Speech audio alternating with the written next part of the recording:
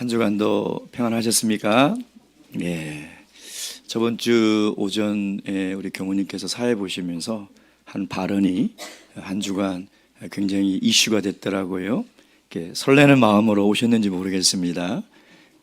다들 선 봐보셨잖아요. 그렇죠? 네.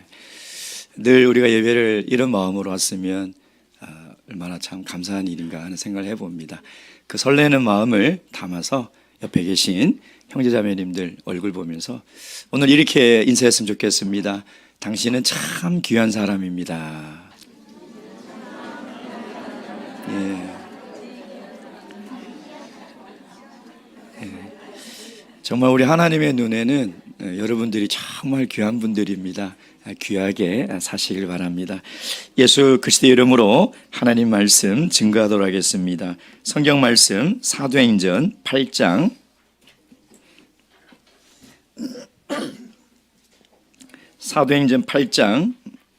4절부터입니다. 4절부터 8절까지 말씀. 오늘 우리에게 주신 이 계시의 말씀을 통하여 우리를 향하신 또 교회를 향하신 하나님의 마음과 뜻을 잘 듣고 깨달을 수 있도록 우리에게 주신 말씀으로 믿고 이 말씀 4절부터 8절까지 한 목소리로 함께 봉독하시겠습니다. 시작. 그 흩어진 사람들이 두루다니며 복음의 말씀을 전할세 빌립이 사마리아 성에 내려가 그리스도를 백성에게 전파하니 무리가 빌립의 말도 듣고 행하는 표적도 보고 일심으로 그의 말하는 것을 쫓더라. 많은 사람에게 붙었던 더러운 귀신들이 크게 소리를 지르며 나가고 또 많은 중풍병자와 안진뱅이가 나으니 그 성에 큰 기쁨이 있더라. 아멘. 대만 서해안에 가면 신강이라는 곳이 있습니다. 거기에 신강교회가 있는데요. 제가 처음 방문했을 때 교회가 건축한 지 얼마 되지 않은 참 예쁘고 또 고풍스러운 아름다운 교회였습니다. 근데 그 교회 옆에 한켠에 보니까 정말 다 썩어져 가는 나무로 지어놓은 옛날 예배당 건물이 있더라고요. 그래서 왜 저것을 철거하지 않고 저기에 두었을까 하는 그 의문을 가지고 이제 그 교회를 다 돌아보고 마당으로 나오니까 그 교회 담임 목사님께서 저의 의문을 아셨는지 그 쓰러져가는 곧 무너질 것 같은 그 아주 오래된 나무로 만든 예배당의 역사를 말씀을 해 주셨습니다. 그러면서 첫 마디가 뭐냐면 이 예배당은 성령의 역사가 임한 기념비적인 건물입니다. 초기 때 전도 영은회를 개최를 했는데요. 믿지 않는 많은 분들이 왔는데 그 예배당에 꽉 다 들어선 거예요.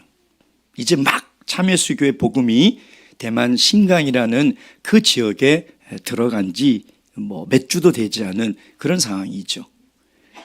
근데 영혼의 마지막 기도회 때 그 시간에 90명이 성령을 받았다는 것입니다. 안수를 하지 않아도요, 마치 성령의 강한 바람이 그 예배당을 휘감는 것처럼 사람들이 방언을 말하기 시작하고 성령이 충만하여 기도를 했다는 거예요. 그래서 제가 그 예배당에 서서 그 당시의 광경을 조용히 묵상하는데 닭살이 돋더라고요.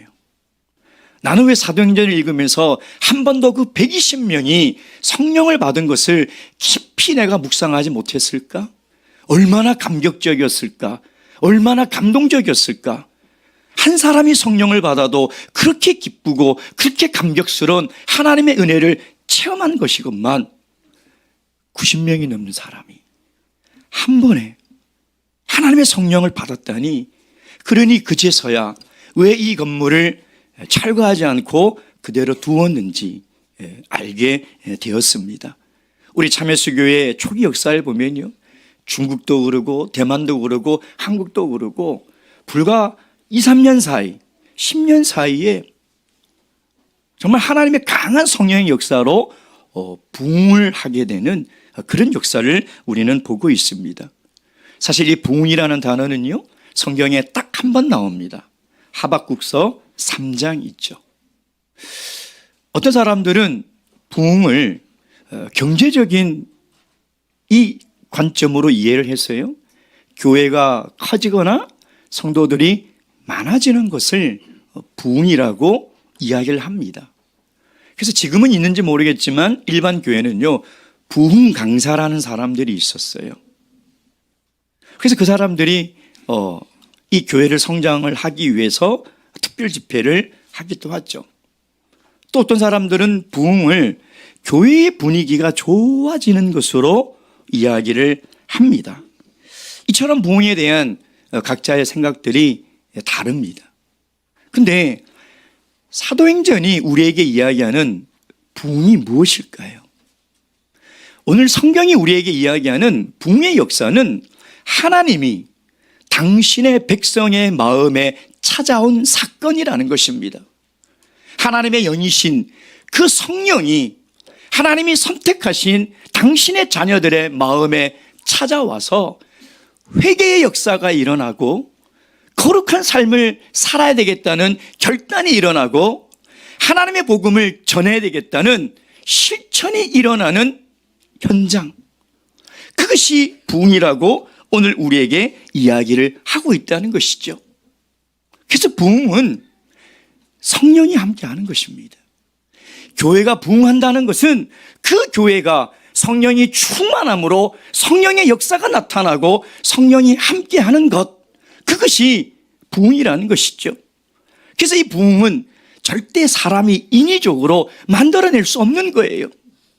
분위기를 띄운다든지 사람이 어떻게 할 수 있는 것이 아니라 오직 하나님께서 성령을 통해서 교회 역사하시는 것이 부흥이라는 것이죠.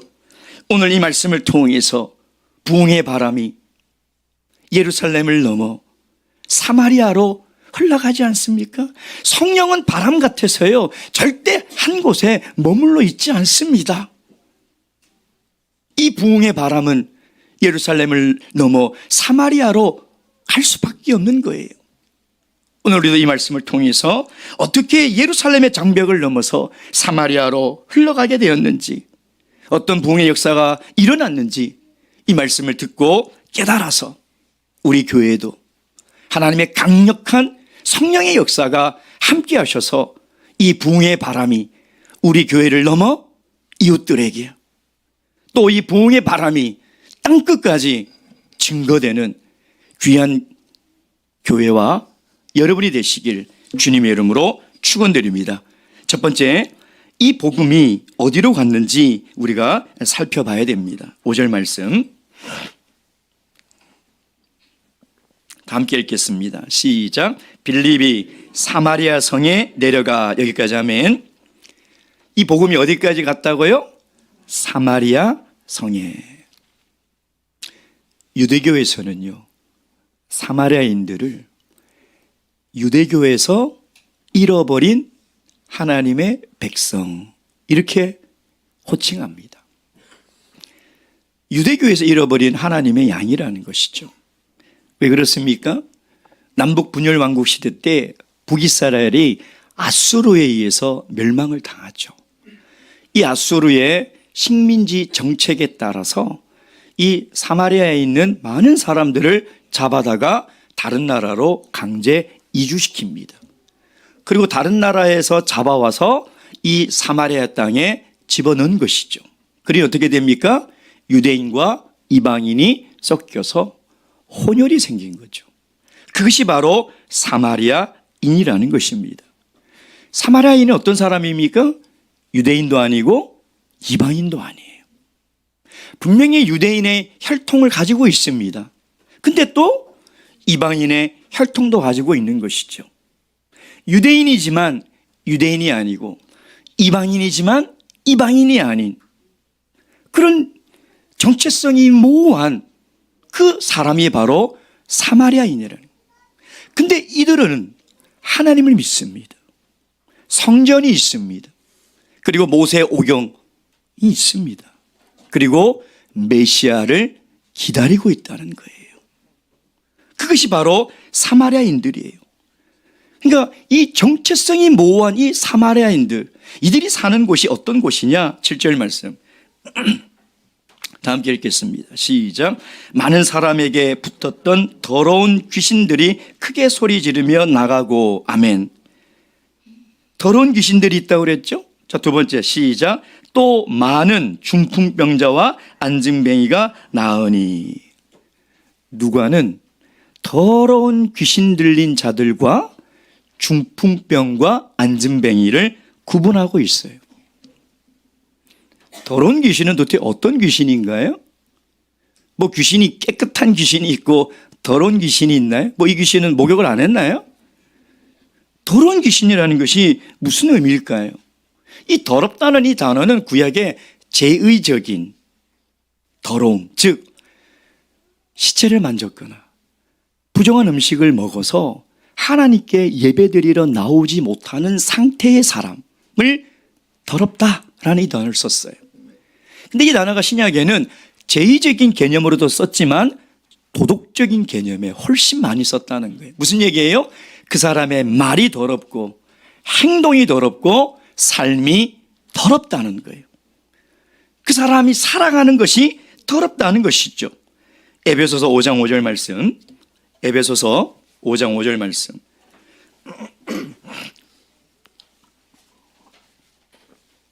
에베소서 5장 5절 말씀입니다.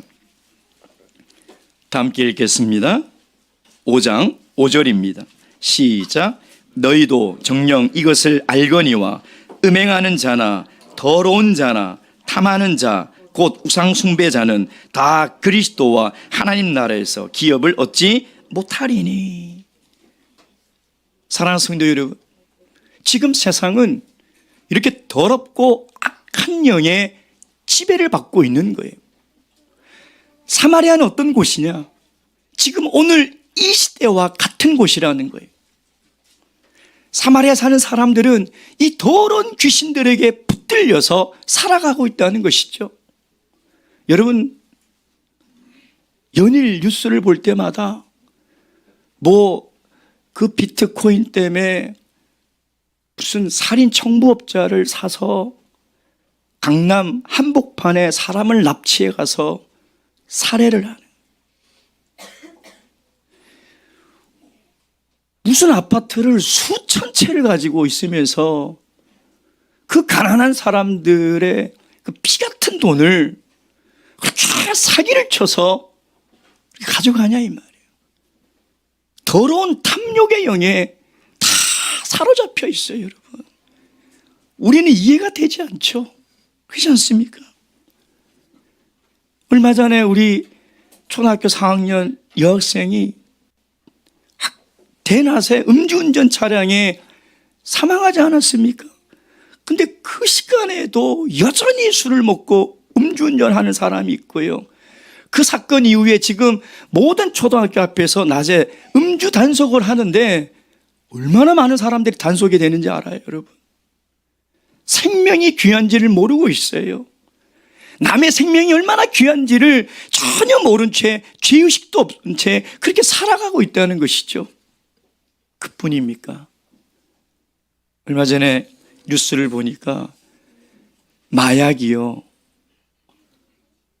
우리나라 100명 중에 1명꼴로 하고 있대요, 지금요. 통계를 내니까 10대, 20대, 심지어 중학교 2학년 여학생도 마약을 해서 집에서 정신없는 걸 보고 그 어머니가 발견하고 신고를 했다는 거예요. 이 다크앱을 통해서 해외에서 바로 그냥 쉽게, 너무나 쉽게 구입하고요. 저도 마약이 얼마인지 몰랐는데 그 뉴스를 보고 알았어요. 1회 투여하는데 지금 피자 한 판 값이래. 그만큼 싸졌대요. 그래서 어느 20대 여성이요, 진짜 호기심에서 한 번 딱 했대요, 마약을. 근데 2주 동안 계속 환청이 들리고 환각이 보이는 거예요. 누군가가 나를 죽이겠다, 누군가 나를 죽일 것 같은 그런 환청과 환각이 2주 동안 시달리다가 결국 가족들을 살아야, 단 한 번. 여러분, 이게 더러운 쾌락의 영에 사람들이 다 사로잡혀 있는 거예요. 사마리아 사람들이 그렇게 살아가고 있다는 거예요. 여러분, 더러운 영에 사로잡힌 사람들은 내가 지금 무슨 행동을 하고 무슨 짓을 하고 있는지 자각하지 못해요. 알지를 못한다는 것입니다. 여러분, 마가복음 9장에 보면요, 마가복음 9장 17절부터 27절까지 보면 한 아버지가 귀신 들린 아들을 데리고 옵니다. 제자들이 못 고치니까 예수님께 고쳐달라고 데리고 와요. 이 아이의 증세가 어떻습니까? 날마다 거품을 물고 꼬그라지고, 이 귀신이 내 아들을 죽이려고 날마다 물에 던지고 불에 던졌다고 그래요. 악한 영의 지배를 받으면 내 인생을 내 마음대로 통제를 할 수가 없어요. 그 사람들이 그것이 얼마나 무서운 죄인지를 모르고 그렇게 살아가겠습니까? 근데 악한 영의 지배를 받으면 방법이 없다는 거예요. 그리고 7절에 보세요. 다시 많은 중풍병자와 안증뱅이들이 있다는 겁니다. 사마리아 성에. 여러분, 누가는 의사예요, 의사. 질병을 전문적으로 보는 의사예요. 그러니까 분명히 정신적인 고통을 겪고 있는 사람들과 육체적인 고통을 겪고 있는 사람들을 정확하게 구분한 의도가 있다는 거예요.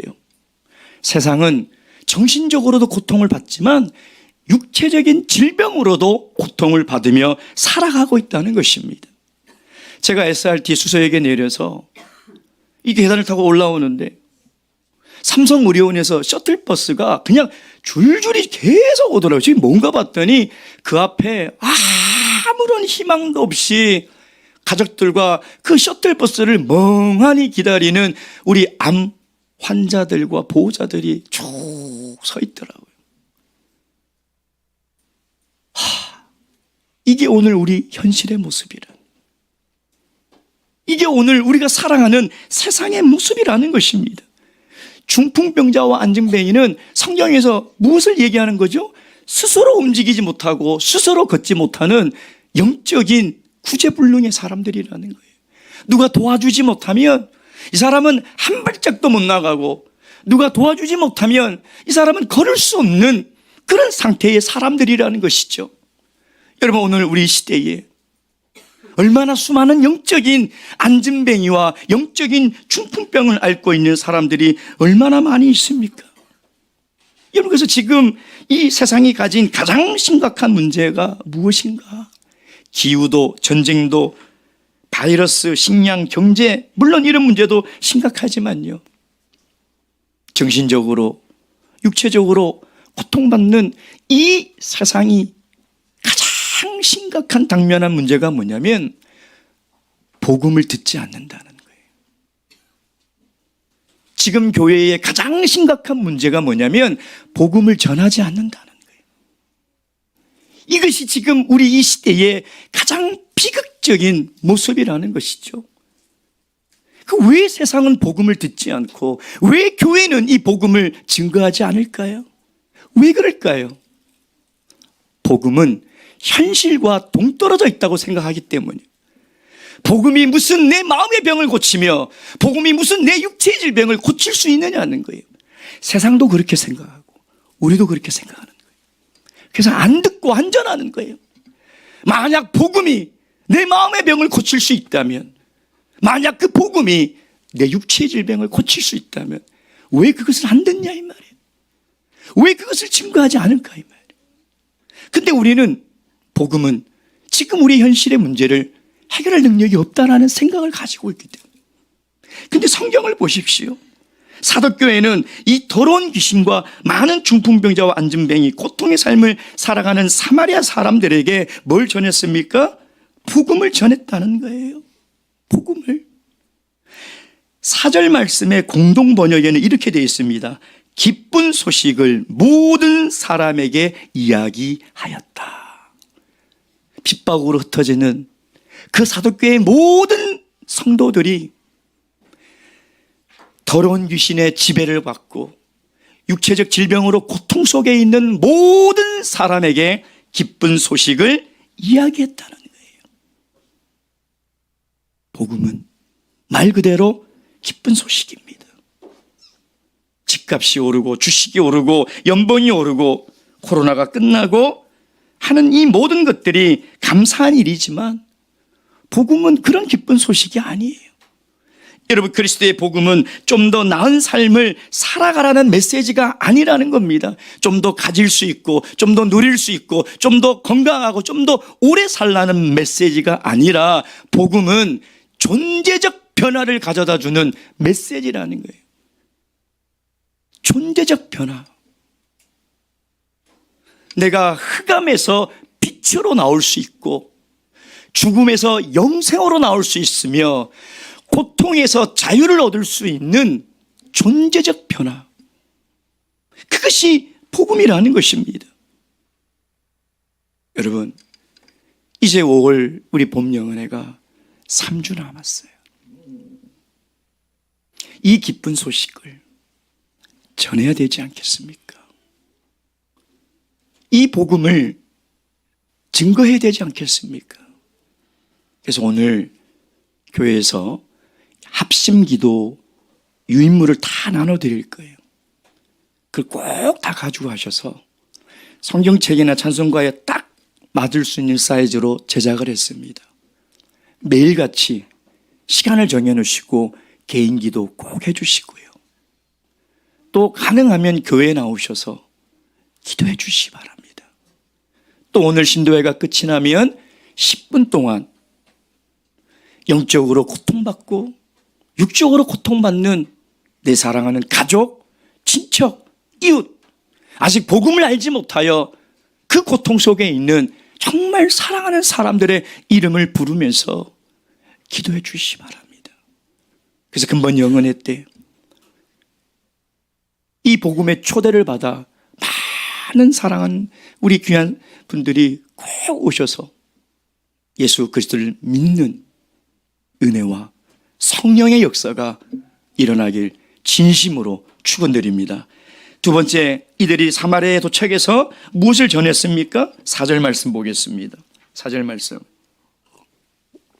4절 시작. 그 흩어진 사람들이 두루다니며 복음의 말씀을 전할세. 우리는 본 말씀을 통해서 이 흩어진 사람들이 복음의 말씀을 전파한 그 결과가 뭐냐? 사마리아 산 사람들이 예수님을 믿게 되었다는 거예요. 6절 보세요.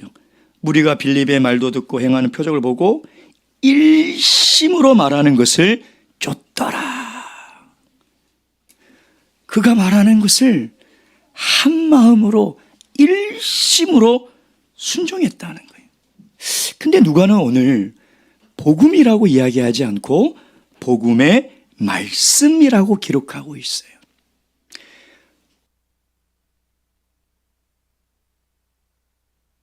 복음과 복음의 말씀이 무슨 차이가 있을까요? 왜 누가는 복음이라 하지 않고 복음의 말씀이라고 기록했을까요? 여러분, 우상을 섬기는 종교나 타 종교의 특징이 있어요. 그게 뭐냐? 항상 내가 중심이에요. 자신의 체험을 이야기합니다. 내가 병에 걸렸는데 내가 병이 나았어. 내가 아주 고통스러운 삶에 문제가 있었는데 문제가 해결이 됐어. 내가 사업이 너무 안 되다가 쫄딱 망했는데 내가 사업이 성공해서 부를 누렸어. 물론 우리도 복음을 통한 개인적 체험과 간증이 있습니다. 그러나 복음의 주인공은 우리가 아니에요. 우리의 간증을 통해서 예수 그리스도의 영광과 은혜가 나타나는 것이죠. 복음의 주인공은 내가 아닙니다. 내가 변했는데 뭐 어떻게 하라고요? 내 문제가 해결됐는데 그게 뭐 어떻게 하라고요? 복음은 내가 주인공이 아니에요. 5절 말씀 보세요. 빌립이 사마리아 성에 내려가 누구를요? 복음의 말씀은 그리스도라는 것입니다. 그 말씀은 그리스도라는 거예요. 복음을 증거한다는 것은 예수 그리스도의 죽음과 부활을 증거하는 거예요. 나를 증거하는 것이 아니라 나를 나타내는 것이 아니라 예수 그리스도를 나타내는 것이죠. 그래서 이 복음의 말씀이라고 기록한 거예요. 이 말씀은 로고스라는 단어를 쓰고 있는데 이건 진리라는 것이죠. 여러분, 또 타 종교의 특징이 뭐냐면 타 종교는 진리를 진짜 진리도록 죽을 때까지 추구해야 돼요. 그래도 득도 못하면 극락에 못 가요. 평생을 진리도록 진리를 쫓아야 돼요. 복음은 진리를 쫓는 게 아닙니다. 우리에게 주신 진리를 믿고 선포하는 거예요. 나는 길이요 진리요 생명이니 그 예수 그리스도의 생명을 우리에게 이미 주신 거예요. 믿고 선포하는 거예요. 그게 진리예요. 그래서 복음의 말씀이라고 누가는 우리에게 이야기를 하고 있는 것이죠. 그래서 이 진리는 무슨 세상의 철학이나 논리처럼 복잡하고 아주 막 기묘하며 이해가 되지 않는 그런 어려운 메시지가 절대 아니에요. 예수님이 죽으셨는데 살아나시고 승천하셨다. 그 승천하신 예수님이 내 마음에 성령으로 들어왔다는 거예요. 그게 복음의 핵심이에요. 여러분 1절 말씀 보세요. 8장 1절 말씀. 후반부, 그날에 예루살렘에 있는 교회에 큰 핍박이 나서 사도 외에는 다 유대와 사마리아 모든 땅으로 흩어지니라.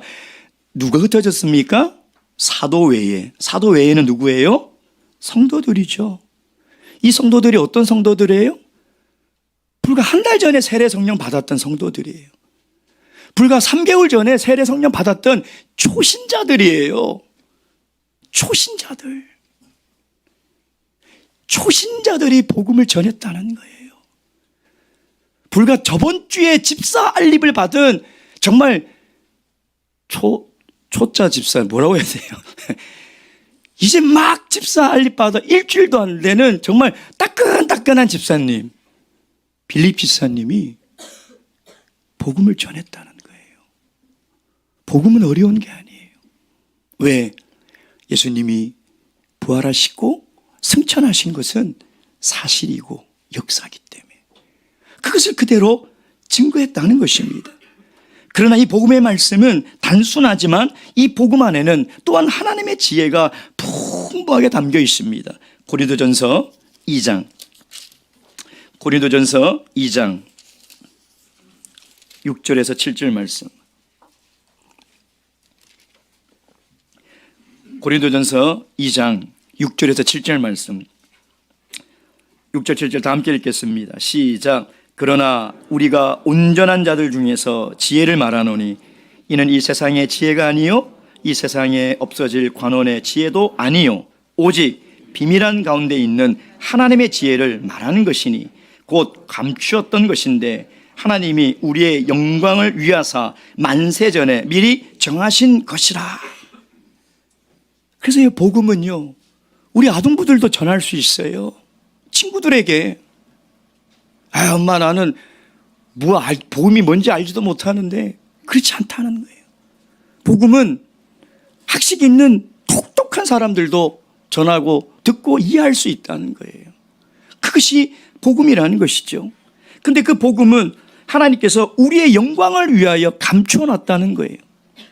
여러분 가장 영광스러운 교회는 복음을 증거하는 교회예요. 하나님이 이 세상의 모든 교회를 보실 때 어느 교회를 가장 영광스럽게 보시느냐? 그 복음을 증거하는 교회예요. 하나님이 이 땅에 살아가는 수많은 성도들을 볼 때 어떤 성도가 영광스러운 삶을 살아가는 성도냐? 복음을 전하는 성도예요.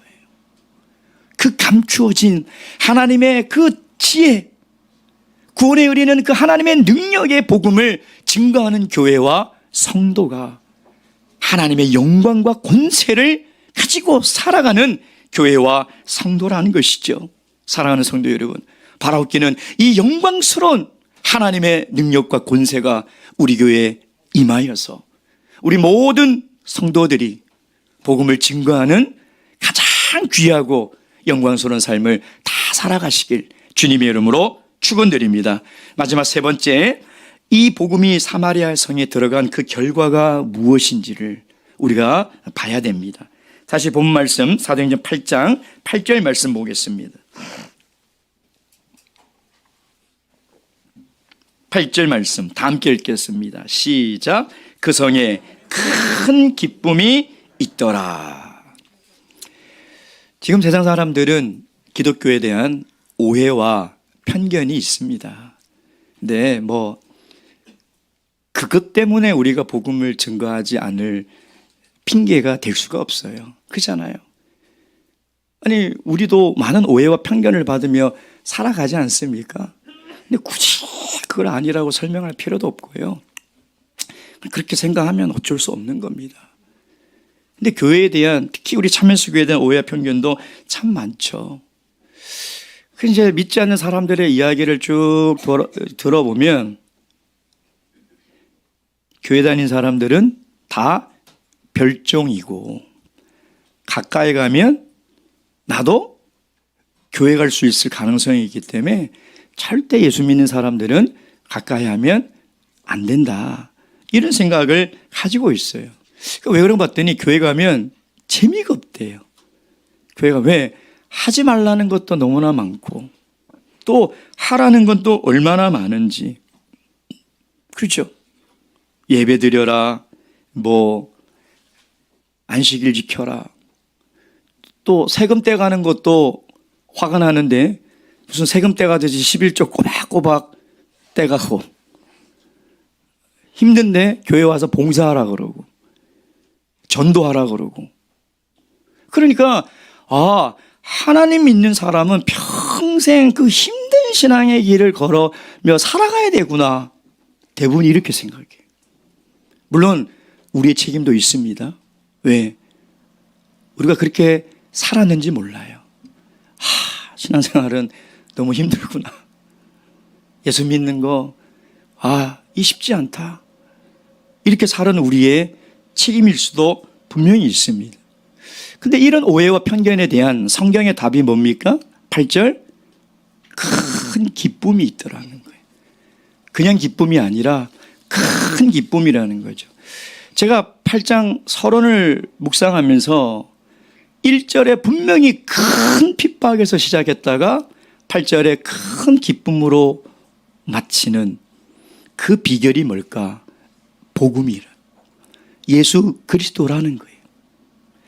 아무리 고통스럽고 힘든 상황이라도 이것이 큰 기쁨이 될 수 있는 것은 예수 그리스도예요. 우리가 정말 복음에 합당한 삶을 살아갈 수만 있다면 우리도 신앙이 즐거운 일이 아니겠습니까? 우리도 정말 이 세상 그 무엇보다도 예수 그리스도를 사랑한다면 예배드리는 일이 정말 날마다 설레고 날마다 기쁘며 날마다 기다리는 시간이 아니겠습니까? 정말 예수 그리스도의 십자가의 보혈을 우리가 깨닫고 살아간다면 복음을 증거하는 일이 가장 귀한 일이 아니겠습니까? 사마리아 사람들은 복음의 말씀을 듣기 전에는 기쁨이 없었습니다. 그 증거가 요한복음 4장에 나오는 수가성 여인이에요. 기쁨이 없었어요. 만족이 없었어요. 근데 오늘 복음을 듣고 예수 그리스도를 믿은 이후에는 그 사마리아에 큰 기쁨이 찾아왔다는 것입니다. 그 성경의 해답은 뭐냐면 오직 복음만이 우리 인생에 큰 기쁨을 가져다 준다는 거예요. 여러분, 이 세상은요, 죄의 감옥에 갇혀 있어요. 우리가 영의 눈으로 보면 다 죄의 감옥에 갇혀 있는 거예요. 그 안에서 조금 더 잘 먹는 것이 뭐가 기쁨입니까? 감옥에 갇혀서, 그 감옥에 갇혀서 조금 더 사는 게 그게 뭐가 행복이냐 이 말이에요. 죽을 죄의 감옥에 갇혀 살면서 거기서 성공하고 명예를 누리는 것이 뭐가 행복이겠냐 이 말이에요. 진정한 행복이 사도행전 16장에 보면 바울과 실라가 감옥에 갇히잖아요. 그렇죠? 근데 감옥에 갇혀서 뭐예요? 찬송하고 기도했죠. 미쳤죠? 미치지 않고 어떻게 감옥에서 그렇게 기쁘게 살아갈 수 있냐 이 말이에요. 그 원동력이 뭐예요? 예수 그리스도예요. 예수 그리스도. 그 증거가 사도행전 16장 34절에 보면 그 정말 미친 사람들을 보고 이 간수가 이 사람들 뭐지? 나도 예수 믿겠소 라고 해서 그 바울과 이 신라를 데려와서 다 씻기고 치료 다 하고 온 집안이 세례를 받아서 뭐라고 얘기했냐면 온 집안이 기쁨이 넘치더라. 그 기쁨의 비결을 이 간수가 본 거예요. 큰 기쁨이 넘쳤다고 이야기하는 것이죠. 우리가 세상을 살면서 우리에게 기쁨을 가져다 주는 것이 무엇입니까? 여러분, 언제 정말 기쁩니까? 근데 이런 것들은요, 참된 만족과 기쁨이 없고 항상 부족하고 갈증이 납니다.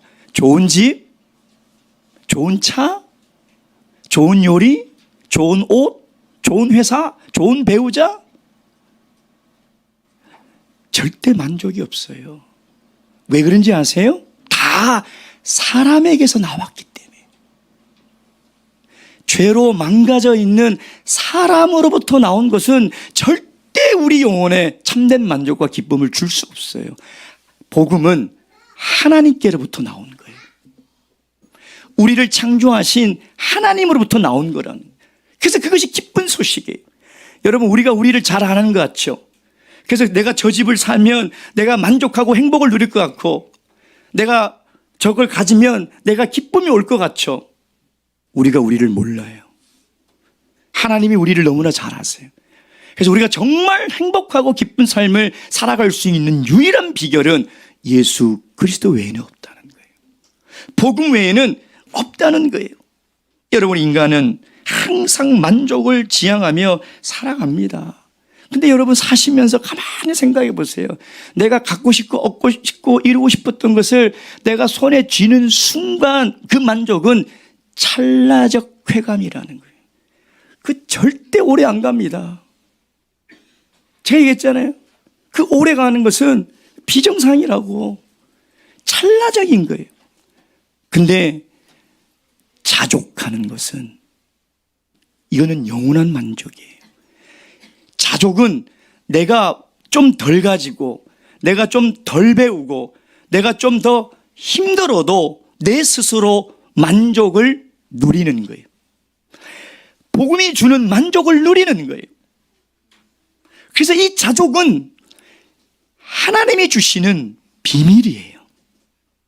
이게 세상이 줄 수 없는 평안이에요. 여러분, 물질을 쫓는 사람, 시간을 쫓는 사람이 물질이 부족하고 시간이 부족하면 대부분 어떤 반응을 일으키느냐? 짜증내고 불안해하고 화냅니다. 자족하는 사람은요, 요동치지 않아요. 탐내지도 않고 원망하지도 않아요. 그것이 복음의 비결이라는 거예요. 사랑하는 성도 여러분, 오늘 사마리아 성은요, 복음의 말씀을 받고 예수님을 믿고 나서도 전혀 변한 게 없습니다. 모든 것이 그대로예요. 환경도, 기후도, 음식도, 이웃들도 그대로예요. 근데 그 복음의 말씀으로 내가 바뀌자 큰 기쁨이 밀려온 거예요. 큰 기쁨이 밀려온 거예요. 사마리아는 여전히 멸시와 저주의 땅이에요. 유대인들이 여전히 그들을 멸시하고 저주하고 있어요. 근데 내가 복음으로 바뀌니까, 내가 복음으로 변화되니까 큰 기쁨이 몰려온 거예요. 사랑하는 우리 성도 여러분, 복음이 여러분의 삶에 충만하셔서 어떤 환경에 계시든 어떤 형편에 처하든 하나님이 주시는 세상이 알 수 없는 평안과 기쁨을 다 누리시길 주님의 이름으로 축원드립니다. 묵도하시겠습니다.